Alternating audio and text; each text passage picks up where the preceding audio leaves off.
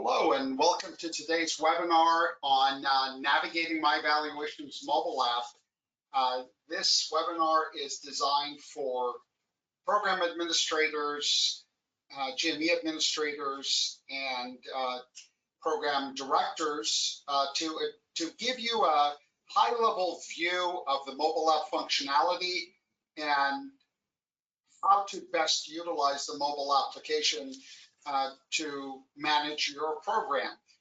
Since many of you as administrators don't have the opportunity to use the mobile app because it's primarily designed for the end users, such as the residents, fellows, faculty, and nurses, this is a good opportunity for you to learn about the mobile app as of currently, which is September of 2024, and be aware of those high-level functionalities. Our webinar today will be approximately 1 hour to 1 hour and a half, depending on how much time we take in covering questions and the pace at which we move for today. The basic overview of the topics we're going to cover is the mobile app functionalities for you to get an overview. And the primary focus is how to maximize mobile app usage in terms of best practices in order to get more engagement from your trainees and your faculty, to get better evaluations, and to improve your overall program's performance. So this will both be slideshows and also we'll look at various things on the mobile app so that you're familiar with everything. Now, the mobile app itself is available through the iOS Apple Store, as well as the Google Android Store, and all users can download the mobile app. The newest mobile app also self-updates, so as we have new versions of the application, the user is automatically prompted with the newest download. Of course, that's all under the control of the end user. Keep in mind that the mobile app is primarily designed for users, not for administrators. So the administrative functionalities that you're accustomed to, such as designing evaluations and assigning evaluations, and a lot of these other functionalities are not primarily mobile driven, but those are on the website. So the breadth of what we're covering today is in reference to the end user. Now, logging into the mobile app is very easy. Once they put in their username and password, they're able to log in either with Face ID, which is pretty standard these days on mobile phones. Some of the phones do have a Touch ID, and the Touch ID is also supported by MyEvaluations, so that makes the login process quite easy and straightforward for everyone, avoiding the need to remember usernames and passwords, so it's secure and allows them to easily access the application. What we're going to cover today is how to engage trainees and faculties in terms of utilizing the mobile app features that we have to improve communication between you and the trainees and your faculty, and also assessment communication between trainees and faculty.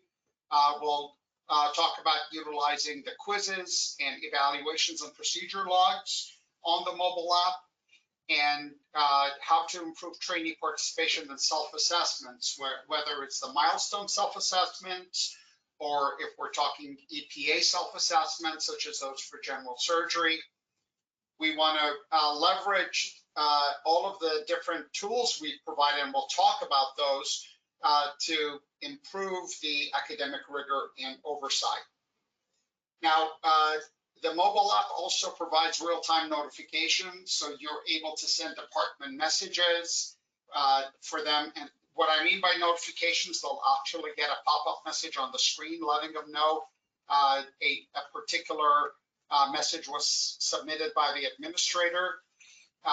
They also get notifications for evaluation assignments, CME assignments, if there are any procedures or patient logs for them to review and sign off. They also get pop-up notices on their screen and any learning assignments. Now let's take some time to go through each one of these individual functionalities that we have in MyEvaluations, starting with messages. And what I will do is, while we are simultaneously reviewing these functionalities, I'm also going to take the opportunity to show you what those functionalities actually look like on the mobile app. So here I have a mobile app login where I've logged in as a resident. And I'm actually doing this directly on my phone. So if I click on the main menu on the top left-hand side, it gives me a list of all the various menu functions that are there. And the option for messages takes me here to the messages screen. So messages allows the administrator to send messages. These messages can either be sent directly through the MyEvaluations mobile app as an email, or they can be done as a posted message. And what that means as a posted message is so that when they log into the website, it's also posted on their login screen. So it's a double functionality. They can review the messages that are posted by the department, and there's a count indicator that shows the number of messages that they have. So when you log into the system here, any messages that are posted would be displayed here, in addition to having a messages folder. These messages are generated from the menu option mail for you to manage message distribution. Through this module, you're actually able to add new messages. These messages have an access date and an expiration date. The expiration date can be anywhere in the future. So if you want a message to automatically sort of expire on its own, so it's displayed for a limited amount of time, that's absolutely fine. You select the individuals who you're assigning the message to. You put the subject of the message, and you can decide whether you want to send a message and or post the message on the home screen. You type out your message, submit it, and that message is sent to them in real time. And in turn, it's posted here, allowing them to actually click on the message. It's a new academic year. Hope you're enjoying your new year. Stay sharp and continue to succeed. The user can click save. If they want to keep the message saved, it no longer has a message indicator, and they can stay there, or if they click main menu at the top, it takes them back to the menu screen. The next functionality we want to focus on is the functionality for completing evaluations. This allows them to complete pending evaluations, and they can also initiate voluntary evaluations. There's a count indicator for the number of pending evaluation assignments, and the administrator can also is responsible for creating those evaluation assignments if they're not done voluntarily. So here we can actually see the prompt here for complete evaluations. It shows that the user has 21 evaluations. When I click on the link, it will then display the respective evaluation assignments. I want you to notice that here at the top is the link for voluntary, where the user can initiate voluntary evaluation assignments. These are ad hoc, on the fly evaluation assignments. And then there's a list of all the various evaluation assignments that are there for me to complete. I can see I have a number of evaluations. It shows that it's an annual evaluation of faculty by resident for Dr. Bulcon for August 26th to September 22nd. There's 3 days remaining for me to complete it. And so it allows me to directly click on a particular evaluation assignment. It brings up that particular assignment for me to complete. If you have integrated evaluation pictures, user pictures into the profiles for the users, it will actually display the user pictures directly on the screen. So it allows a faculty to see what that resident looks like in case it was a faculty, it was a limited interaction. It shows, in this case, the evaluator name is John Adams. So this is not an anonymous evaluation. If it was anonymous, it would mark it as an anonymous evaluation. And I'm able to go through and complete that evaluation. I'm going through this because I want to give you an idea of what that interface looks like for completing the evaluation. Notice here, I'm scrolling through with my fingers as I'm speaking with you, and I'm able to give an answer for each one of these individual items. As we go through the evaluations and you complete it at the very end of the evaluation, this is a lengthy evaluation because it's an annual evaluation. At the end of the evaluation, there are evaluation comment spaces. One of the things we want to make sure to recommend for your trainees and your faculty to use, and I'll talk about that during best practices, is to use the audio feature on the mobile app to actually give those narrative comments here. So when it comes to the comment field, notice here I'm going to use my finger and tap into the comment field. At the bottom of the screen on my mobile phone, there's a microphone. So I'm going to click that microphone and simply dictate my comments. Excellent faculty, had terrific time on the rotation, learned a lot, and highly recommend adding this faculty to more rotations. So it's that easy. I should turn off the microphone. It's that easy for me to write comments. At the very bottom, I click yes. Notice I have the ability to save this evaluation to come back and finish it later. Notice I have the ability to click finish final submission. When I click finish final submission, that evaluation actually gets submitted into the system in real time and is then accessible just like any other evaluation would be accessible. So it's a very straightforward, clean way for completing these evaluations and not having to go directly on the website to do it. The functionality for signing evaluations is also very useful. This is where the trainee is able to electronically review and sign off particular evaluations that have been completed on them. The count indicator simply shows the number of evaluations that are pending to be reviewed. So if I click here, let's bring that mobile screen back up. If I see here that I have 166 evaluations to sign, I click on sign evaluations. I see a list of these evaluations. Some of them are going back more than 10 years ago. So I'll scroll down here because I want to show you under evaluations to sign, this is where the trainees also do their milestone performance reviews.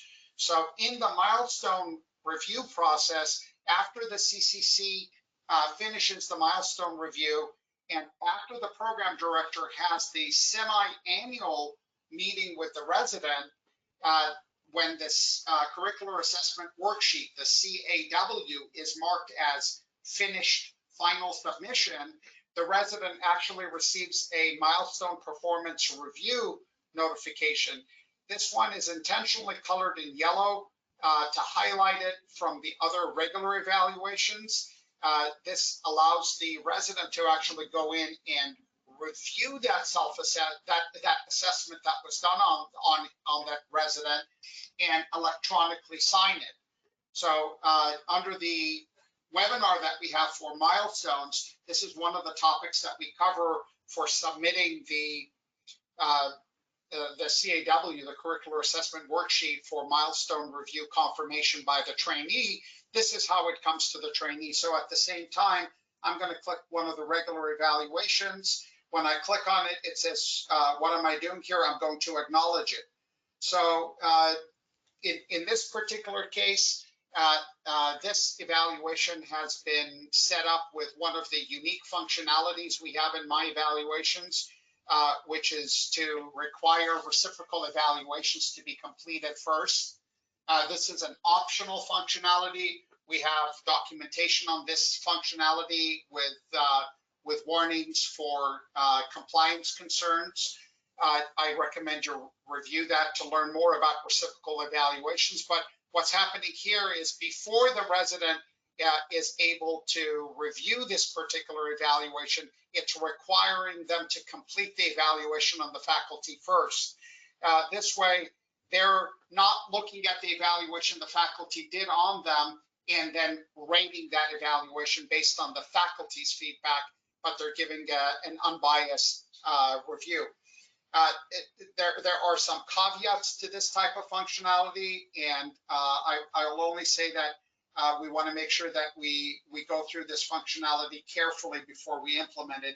In this department, in this Hope department, which is our demo site, we have enabled this functionality. So that means on every single evaluation that the resident tries to review, it prompts them to first go and do the reciprocal evaluation. And that's because it's a department-wide functionality.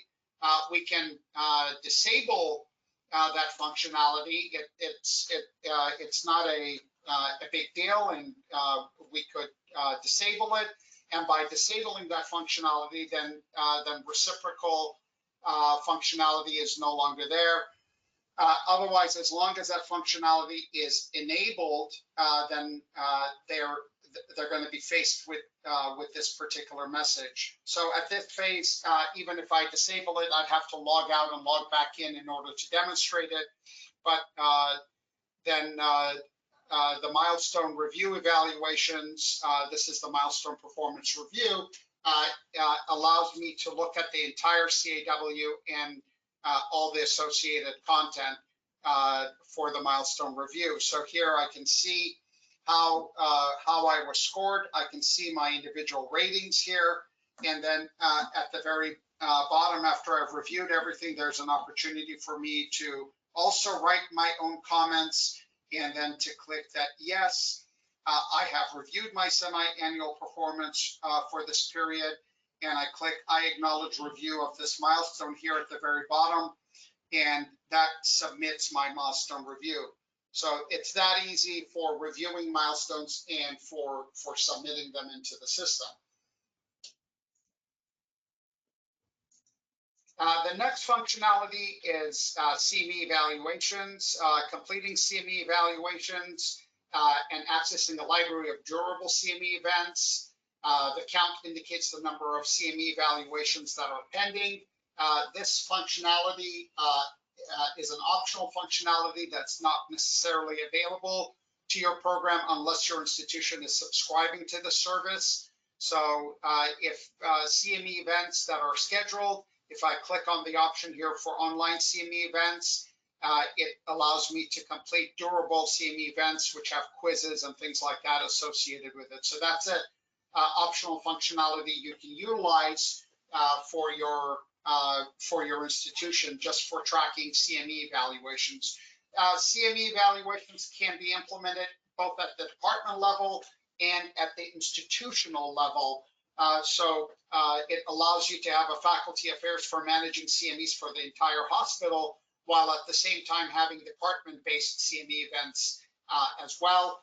That will generate CME certificates, which they can generate on the mobile app or on the website, and it gives them a ledger of all their CME activities that they've attended, which they can generate reports on those and the certificates at any time. So it also absolves you from having to generate those various items. From now that we've kind of finished all the evaluation related stuff, that was completing evaluations, signing evaluations, and CME evaluations, we'll go into the next set of modules. You'll notice the color changes from green to orange now. This has to do with reviewing milestones, completing quizzes, learning assignments, conference attendance, and my portfolio. So this section is colored differently in orange. The review milestone performance, this is where the trainee can review and rate their own milestone performance. So it's primarily for self-assessment purposes, where the resident can go in and directly perform a self-assessment of their own milestones. This is something that you must enable at the department level. So in other words, this is something, again, that we've covered in the past on webinars regarding milestone management. You need to go under the menu option evaluations, specifically under the milestone setup page. And you want to make sure that you enable user access to self-assessments and provisional CAW, and enable reminder notifications and completion due date. Once you enable this functionality, under the setup milestone periods, again, I'm under the menu option evaluations, manage annual settings. Under setup milestone periods, this is where you set up the due date for the self-assessment. So once that's enabled, then that due date is available. We generally recommend that that due date should be prior to or on the same date as the CCC due dates here. So the data review period in this case is from May 1 to 10/31. So the self-assessment should be done on or before that particular date. On the mobile app, when I'll go back here, when I click on the option for review milestones, it gives me a selection criteria where, as the end user, I can select a milestone group. So for those trainees that are in a dual residency, such as med-peds, they have to do a self-assessment both on the internal medicine milestones and on the pediatric milestones. They can select the respective milestone group. Then obviously it's defaulted to their profile. We then click next, and the system will then bring up the curricular assessment worksheet for me to go through and do a self-assessment. The screen is actually generating the calculations in real time.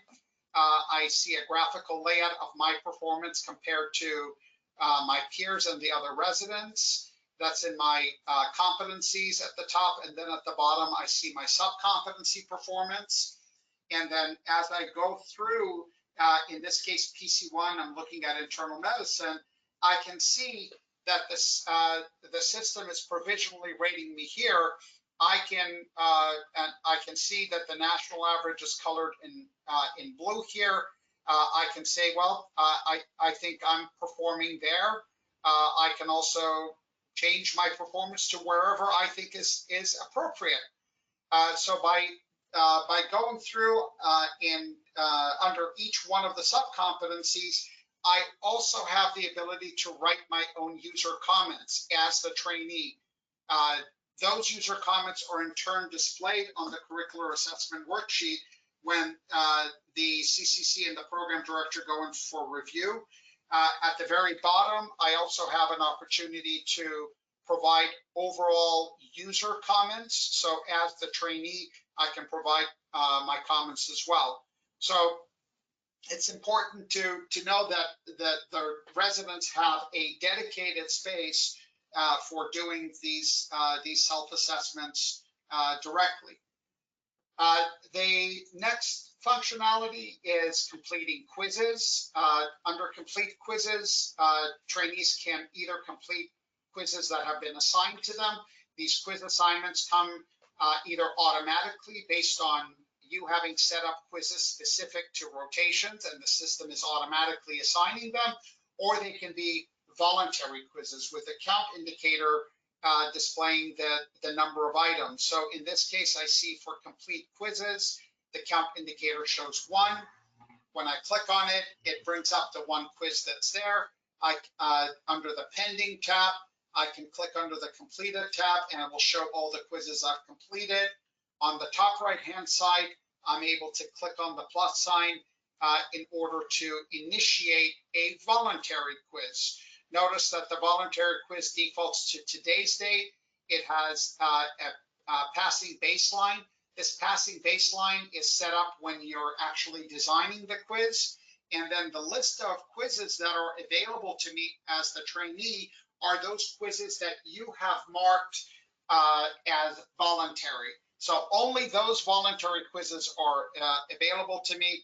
I'm able to select a particular quiz and then start the quiz. What's nice about this quiz, the quiz module, it's directly on the mobile app, and depending on how you've set this up, I see somebody who designed this particular quiz copy and pasted their questions directly from Microsoft Word, which explains why you're seeing that white background behind the quiz questions. And so once you go through and you answer all those questions, there's too many questions for me to answer this right now, but notice at the bottom I have the option to finish or to save. So I can always save an evaluation and come back to finish that quiz later on. So notice here that this general internal medicine quiz is now listed as saved with a little asterisk there. If a quiz is set up with a specific time limit, it will tell you that the quiz has a particular time limit on it. These quizzes don't have a time limit, but if it does have a time limit, the system will automatically track that time limit and expire the quiz if they haven't completed it within the allocated time limit. The next module is the complete learning assignments. Learning assignments are things that can be integrated either for rotations or they can be integrated for the onboarding process. The onboarding the learning assignment and the quiz module together have their own separate webinar that's available under the menu option My Help. When you click on the menu option Learning, you'll see that the quiz module and the learning assignments are both listed here. Learning assignments can either be assigned manually under assigned learning modules. These would be things such as read this journal and take this particular quiz, or it could be read this article and provide a feedback summary of your experience and what you learned from reading this document. So those are like little homework assignments. For the onboarding process, the learning assignment can also be things such as, let's say, fire safety or infection control, where you have a PowerPoint presentation or a video they're supposed to watch and then take a quiz to show their competence in that particular area. So again, there is a separate webinar on how to manage both the quizzes and the learning assignments, and I encourage you to review both of those. So when we click on complete learning assignments, it shows us a list of our pending assignments. Learning assignments can have different status associated with them. A learning assignment can optionally require administrative review after it's completed. So the preceptor or a mentor or the administrator would have to review how well the learning assignment was completed, and they can mark it as closed. Things such as review closed, review open, these are indicators that there were some comments written by the administrator for the trainee to review, and expired are learning assignments that have quizzes associated with them. And once those quizzes have expired, those learning assignments can no longer be completed. So here I can see I have a learning assignment. I can click on it. It says, please follow the link below and watch this Texas Tech video on Centricity EMR Allergies module. And then there is a Centricity EMR Allergies module quiz that I have to take. And I click over here on the side to complete that quiz. And there's optional comments. Is use this area to submit any comments, so the learner can write comments. They can even attach a file, and they can submit that learning assignment for review. So it's really quite straightforward and easy for the trainee to review and complete their learning assignments. Now there's a somewhat related item has to do with conference attendance. These are all regarding learning. The conference attendance is a separate standalone for just conferences. We have a separate scan QR code button that also works for conferences. But just to make it easy, we also added an option for submit conference attendance, where they can either scan a QR code or submit the 8-digit unique ID. So if I click on submit conference attendance, that's going to bring up the option for me to scan QR code. If I scan QR code on my phone, it's asking me, do I allow camera access? I say yes, and then I could scan a particular QR code, and it would allow me to show my attendance or to enter an 8-digit attendance ID. All of these are managed by you administratively. So from the clinical hours menu under clinics and conferences, you're actually able to schedule conferences. And for that particular conference, if you print these sheets out, they have a QR code on them. So from the perspective of the trainee, I'm going to separate these out so that I can show you simultaneously. If I click on scan QR code, and then I just simply scan that, and in this case, I'm not invited, so it says invalid QR code, try again, because I'm not invited to this particular event. Otherwise, the scanning process is really that easy and that straightforward. I'm going to go ahead, just for the sake of our demonstration, I'm going to pull up another QR code that I will put this individual as invited on it. If you can just bear with me if I can get that up. Otherwise, I will come back to it in a minute. Yeah, I think I'll come back to it so that we can keep moving forward on this. So for all your conference events, you're able to schedule those conference events, and trainees are able to not only scan the QR code for attendance, but it also gives them access through the mobile app to the handouts that are associated with the conference. We're going to review that when we go to the My Portfolio option, which is coming up shortly. Under My Portfolio, we'll be able to directly access all the handouts, and under My Schedule, we'll be able to access all the respective handouts. So I think for this QR code here, this user is assigned, but we'll find out in a minute. Oh, yeah, actually it is.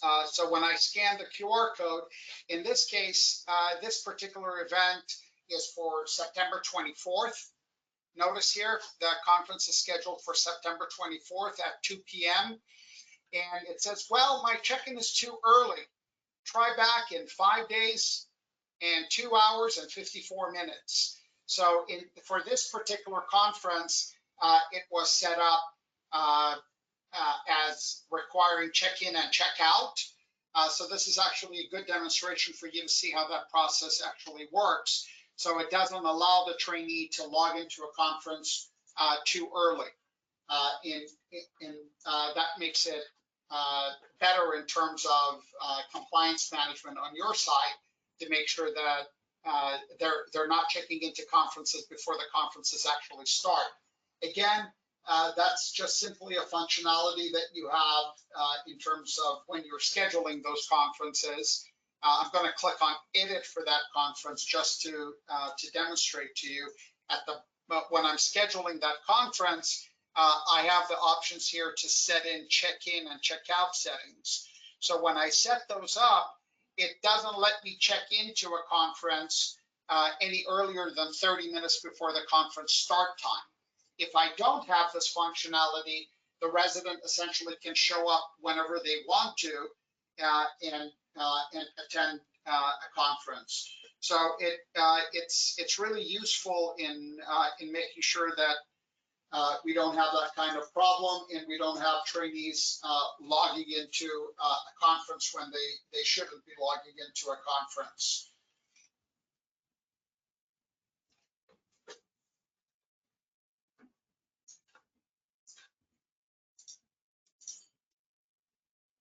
The next functionality has to do with My Portfolio.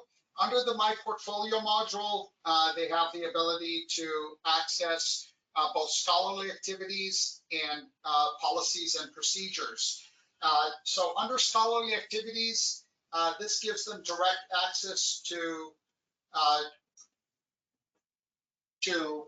publications and research projects folder and to personal presentations folder. This is very useful for accessing any of their publications or personal presentations. It's also very useful for directly accessing policies, curricula, videos, and conference handouts.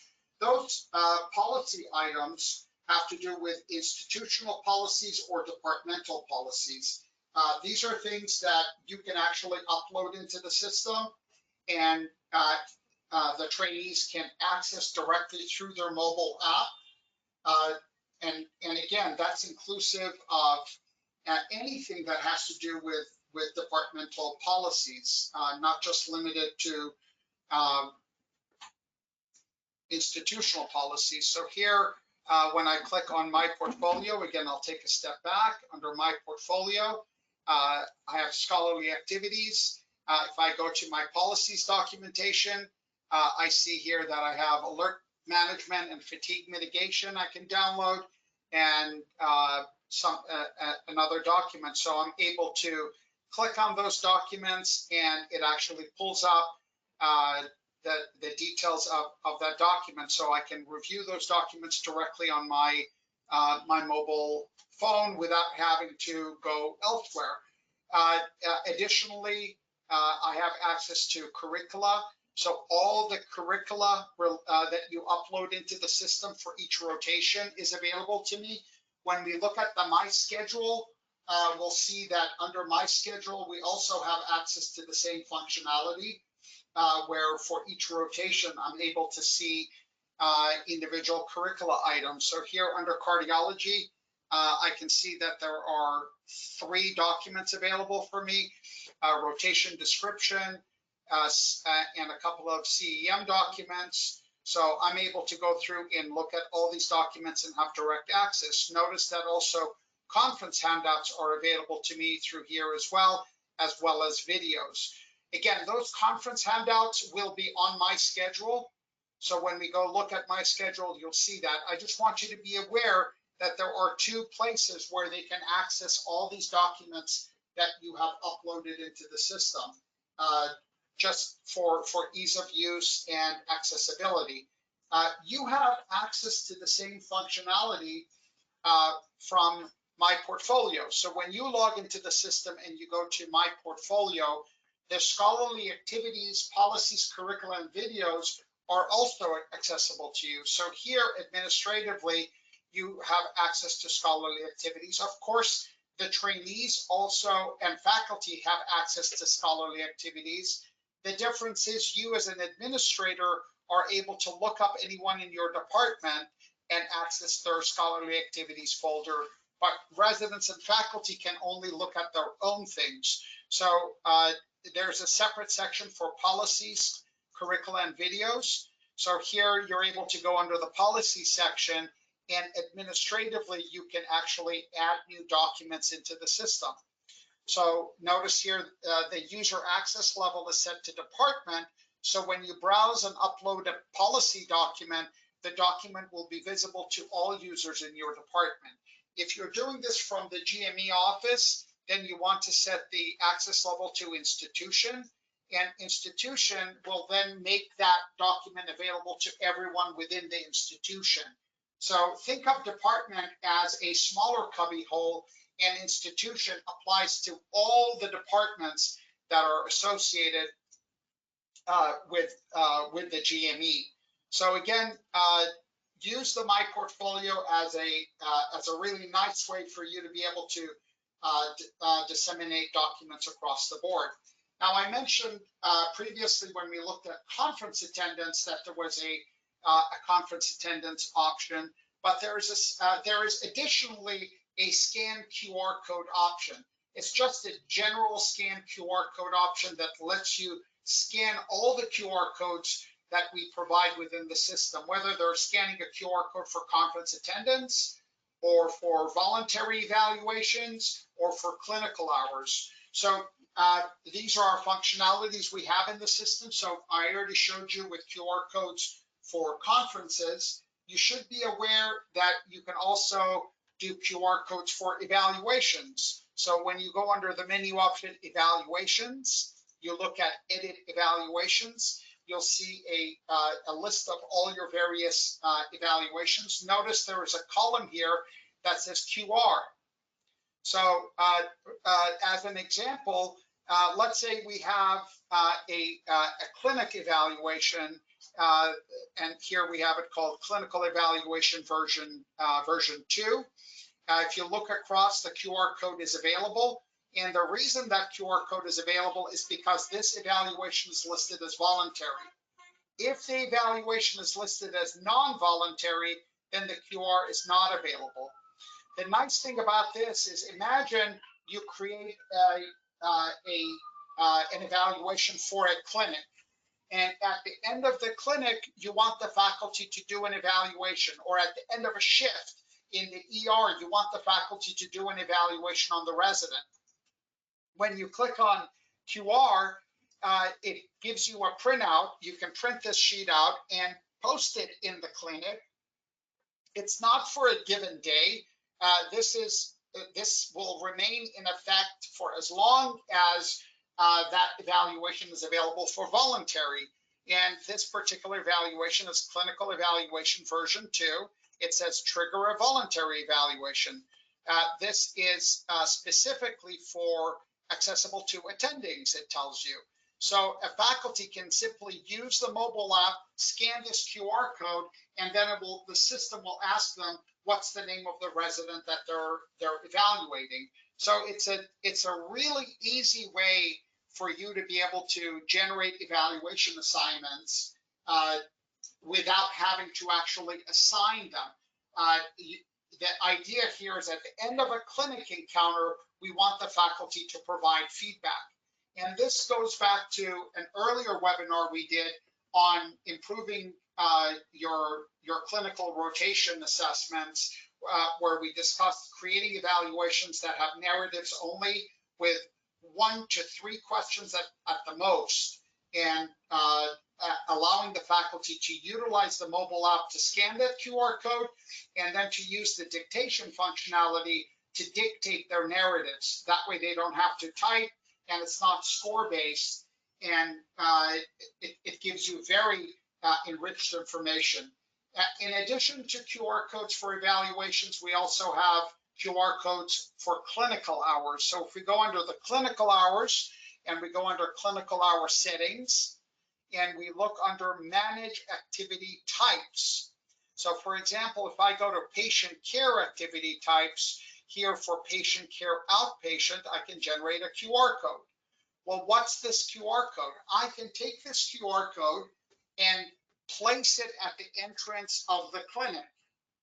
So as the residents come and go, they can scan the QR code to indicate their entry and exit from the clinic, and that will mark their attendance. So instead of them having to go into the submit clinical hours module to directly submit their clinical hours, they can just simply click on the scan QR code option and scan the QR code for clinical hours and be done with it. So again, these are meant as tools to simplify and streamline and to empower you. Well, how do I track my conference? This is how you do it. How do I get them to do more evaluations on these shifts or in the clinic? Make a simple evaluation that's narrative only, generate a QR code, put it in the clinic, and instruct the faculty to do the short assessment at the end of the clinic. How do I track their attendance to the clinic to be more accurate? Generate a QR code for patient care outpatient, put it in front of the clinic so they can scan when they come in. Now, in addition to QR codes for clinical hours, we also have the MyQuickPass functionality. And the MyQuickPass functionality is really a hands-free geolocation functionality that allows you to define specific geolocations within your organization on a map, and the system will monitor when the trainees are entering and exiting those various geolocations. So this is a functionality that must be enabled for your department. It's not enabled by default, but under the menu option clinical hours, under settings, we have manage MyQuickPass locations, where we've defined different locations. And when we define those locations, we simply draw a map around those various locations, whatever they might be. And for that specific location, so let's say if this is my particular location, I draw a map around it. I specify what activity happens when I go there and who I want to monitor this on, and the system will then automatically monitor these various locations to track when they enter and exit those various locations. On the mobile app, if I select the option to review MyQuickPass, it will actually show me a listing of all the MyQuickPass locations that I've entered and exited from. So it tells me, for example, a location called home, which is patient care outpatient, was from 9:52 p.m. until 9:48 a.m. the next day, a total of 11 hours and 53 minutes. Now I'm able to go into that module as the trainee. I can say, well, that's not exactly right.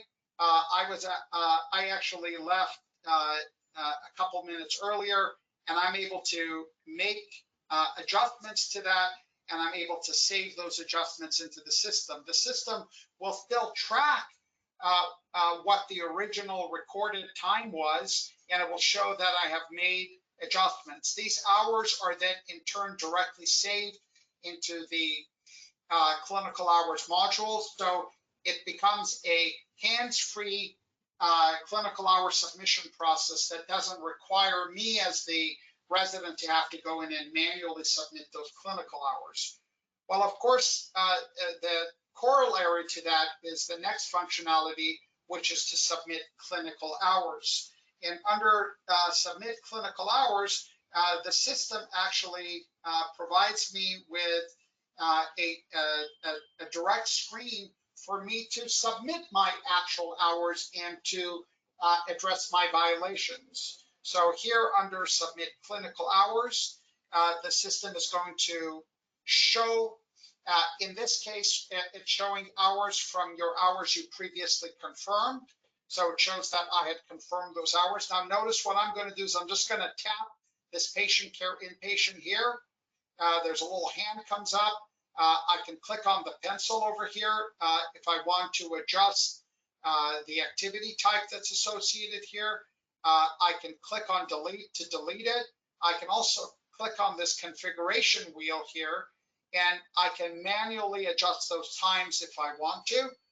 Otherwise, at the bottom and at the top, notice there's a little white line. I can grab those and I can simply drag and drop them into the position that I want. It shows that the end time over here is 4:59, so 5 p.m. I then click Save Hours to save my data.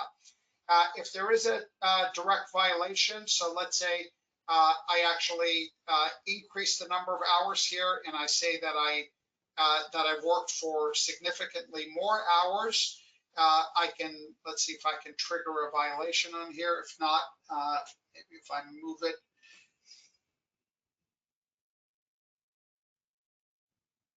So in this case, it's triggering multiple violations here, and it's showing me that I had a 28-hour violation, because I've worked more than 28 hours, I'm able to click on select an explanation.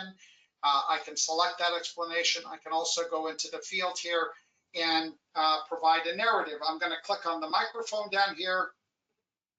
They made me do it. They made my schedule really difficult, and they're making me work 60 hours a day. I'm overworked and I'm exhausted.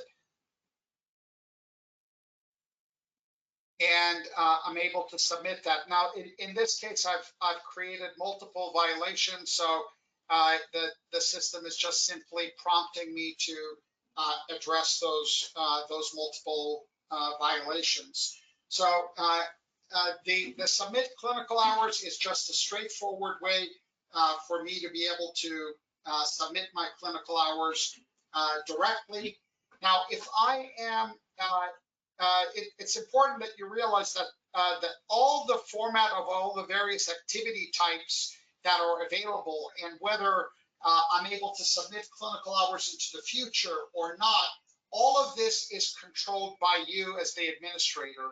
So under the clinical hours module, if I go to clinical hour settings, you control the activity types that are available. So under patient care hours, what is displayed, you control whether it's active or not active. You also control the colors of these various activities. So it's really important that you utilize these functionalities to customize it to your particular needs. And also notice here that you control the submission settings. So for example, if you don't want to allow clinical hour submissions into the future, you want to unselect that. By unselecting, you're allowing submissions to go up to 30 hours into the future. We allow that because if the resident is working overnight, we want them to be able to submit their overnight hours. And that's an important functionality. But if you don't want them to be able to submit clinical hours for 2 weeks from now, then you want to disable that functionality. We have a separate webinar on clinical hours module and best practices. I recommend that you review that module and become familiar with it. Now, tied into the clinical hours module, there's also review clinical hour violations. The clinical hour violations are only available to those administrators or individuals that have been assigned the functionality. So you, as an administrator who manages the department, under the menu option clinical hours, have the ability to determine who are the individuals that review those clinical hour violations. So if we go under our settings page, we have our settings for rotations, manage violation explanations, and we also have our non-compliant admin email notification settings. So whomever we select as our clinical hour admins, those individuals will have access to review clinical hour violations. Again, we have a separate webinar that covers these particular topics, and I encourage you to go into the details to understand it. But here, when we go to review clinical hour violations, the system will provide me with a list of clinical hour violations. Oh, there we go. So it'll show me all the various violations. I'm able to easily select multiple items and then click File Selected. If I just want to file those violations from before, if I want to go into a particular violation, I can go into that violation and write a comment in here. Again, I can use the microphone on the mobile app and write an explanation as to what this particular violation was and why it occurred. So again, that's it's just an ease of functionality option here for reviewing those clinical hour violations and for writing comments on it.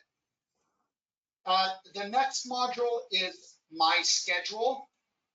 My Schedule provides the trainee with access to all their scheduled activities including rotations, shifts, clinics, calls, and conferences.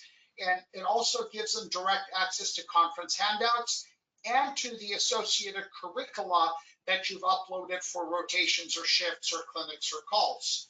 So let's look at that functionality here. We'll go under My Schedule.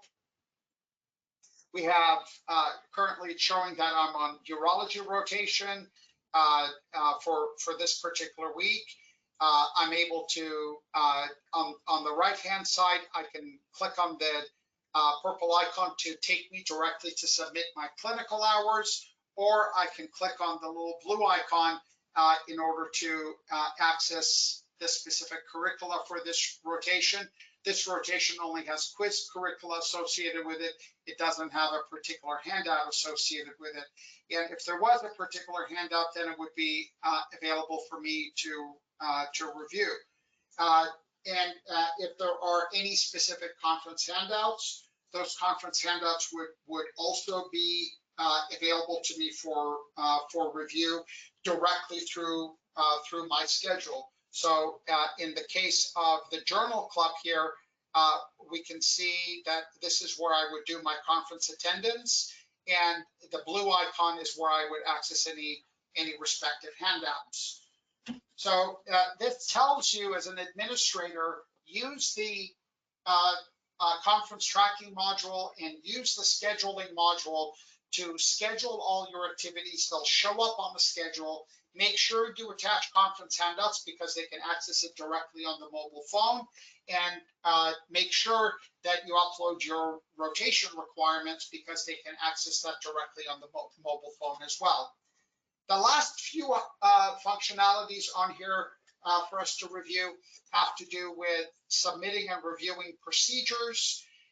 So with the procedure log module, it allows the trainees to submit all the procedures that you want to track within the department. It also allows them to review and sign off procedures where they're the supervisor. The count indicator signals the number of procedures pending for them to review. It's important for you to appreciate that the entire procedure module and the next module we'll look at will be the patient log module. Both of these modules are fully customizable by you. And I encourage you to watch the webinar on customization of the procedure and patient log module. You could really customize it down to the individual procedure level as well. So here at the top, I can see these are the procedures that are pending. So these are things that I have submitted and they're pending to be reviewed. On the top right-hand side, if I click to review, this is going to show the procedures that I am listed as a procedure supervisor, and they're pending for me to go in and review. So I can select those particular procedures, look at the details of the procedures, and sign off on them as to whether they were done successfully or not. So here at the very bottom, I can mark this as completed successfully. I can then update that particular procedure as having been submitted successfully. So it's really that straightforward. And at the same time, if I want to submit a procedure here at the very top, I click on the plus sign and I'm able to go in and submit a procedure. So when I talk about customization, I'm talking about the details as to what is specifically being asked on this form and the format of this form. So for each individual item, so for admissions, I could have one particular set of requirements, and those requirements could be different than for a different procedure. So even procedurally, you can customize what kinds of questions are being asked on the submission process. The next module that's related to procedure logging is for patient logging. The patient logging module is a bit more involved. What I mean by involved, it has more components to it because you're actually submitting a patient log. This module also allows the users to submit logs and to review logs. And also the formatting of this is also fully customizable by you. So if I go to submit patient logs, I can see logs that are pending my review. Then on the top, there is modify logs. These would be logs that I have submitted previously, and I want to go in and modify them. The modified patient log it's the idea of being able to take a patient log and not just about modifying to make changes to it. And it looks like I had an older element. Let me get out of that. It's not just about making changes to that particular log, but it has to do with also submitting it for a secondary type of review as well. So it's a double functionality. Now on the top right hand side, I can click on this option here for adding patient logs, and it gives me the option to add patient logs, select all, or finish selected. So if I click on add patient log, it will take me through the process of submitting a patient log. And again, this is also fully customizable by you to your particular needs. So this in turn covers the entire overview of the various functionalities that are here in the mobile app. There is one other functionality. I'll come back to it. It has to do with verified procedure ability, but I'll come back to this one. And this is essentially where anybody is able to look up anybody in the organization, select their name, and see what their level of certification is. It shows their picture, and it will show for each individual procedure if they're able to perform with oversight. These are the ACGME levels of supervision that are required to be monitored. I will touch on this later on, but this is also a functionality that's on there on the mobile app. But I want to now move on from talking about the individual tabs there, just to touch on some really key elements that I want you to carry forward with you. So what's very important is what are some of the key elements that you want to focus on to make sure that your trainees are utilizing these things for maximizing their use of the mobile app. So we talk about best practices, we talk about customizing notifications, and we want to talk about efficient evaluation and feedback submissions on the go. So in terms of best practices, first and foremost, we want to make sure that the trainees are allowing push notifications. So it's their phone, they control how the mobile app works. If they don't allow push notifications, then they will not get notices when there's evaluations assigned or other notifications that are generated through the system. Now, they can control those notifications, and I'll come back and talk about that in a few minutes, but it's important that the trainees are allowing push notifications. We also recommend that they remember their password for making easy login. Remember that there's already credential validation with either a thumbprint, a fingerprint, or with facial recognition. So remembering the password allows them for much easier access into the application. Additionally, if you are using the location monitoring, it's important that they grant permission for location monitoring. I'm showing you image from an iPhone and an Android device. They have slightly different configurations. I just wanted you to see those so that you're aware of it. So it's very important for location monitoring that they grant permission. Otherwise, the system cannot monitor when they enter or exit locations. Now, we do have a separate webinar on the MyQuickPass functionality to learn more about it. This is just some of the best practice points. And the third important item is making sure that everybody's utilizing the microphone on the phone in order to dictate narratives into evaluations for their violations and those other various things. The idea of dictation is we want people to speak more freely. We want people to provide extensive narrative feedback. We have done studies that demonstrate that narrative feedback is superior to numerical feedback, significantly superior to just numerical feedback alone. So we want people to provide more narrative feedback. So those are the main 3 elements of best practices that we want to make sure everybody is utilizing. Now, we talked about notifications, and it's important that you realize that all these notifications are also further customizable. So once they have enabled notifications, at the very bottom of the mobile app, you'll see there's the settings, and under settings, they're able to control all the various notifications that come in regards to department messages, evaluation notifications, CME assignment notifications, procedure and patient log notifications, and learning assignment notifications. And of course, they can change their password here as well. So it's important that they allow notifications and they can customize those settings to meet their particular needs. This is, again, for you to be aware of those.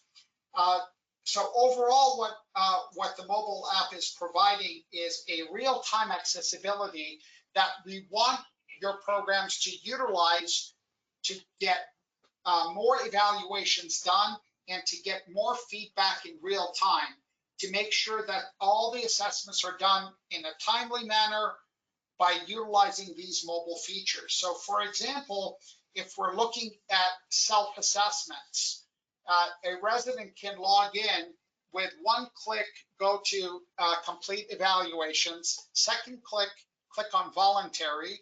At the top, they select the option for self-assessments. So that's 3 taps so far. And here they have to select the particular evaluation that they want to complete on themselves. You control which evaluations are available for voluntary use, and they click next, and they can go through and complete that evaluation. So a self-assessment takes merely maybe 20 seconds or 30 seconds for them to initiate on the mobile app. Now, at the same time, we also have a corollary functionality, which is for requested evaluations. The same way that the residents can choose to do a voluntary evaluation on themselves, they can also request for an evaluation to be completed on them. So this is quite similar to the first operation. So at the very top, when I click on complete evaluations, it will provide me with a list of the evaluations that are pending for me to complete. I click on voluntary, it'll provide me with different options. That self-assessment option is here at the top, but notice here there are these requested evaluations. So I am a resident, so I can request a student to evaluate, a nurse to evaluate me. I can even have my peers evaluate me. So if I'm working with an attending for a couple of days, but they haven't been assigned an evaluation, then I could do a requested attending of resident evaluation. It will default to today's date. There's no rotation name, it's optional. So if I want, I can select the particular rotation that I'm on. So maybe I'm on this cardiology rotation, and it says select an evaluation name. So you control the evaluations that are available for voluntary use. This is a demo department. We make all of them available. We want you to be picky in what evaluations you make available to your faculty to complete. So if I pick that cardiology evaluation of resident, I now pick the name of the attending, Rocky Balboa. I click next. The system is actually going to assign an evaluation to Rocky Balboa on behalf of John Adams. And on Rocky Balboa's mobile app, there'll be a notification that an evaluation has been assigned to you, and they can complete that in real time. So This gives us an overview of all the major mobile functionalities that are available in the MyEvaluations mobile app. I'd like to entertain any questions.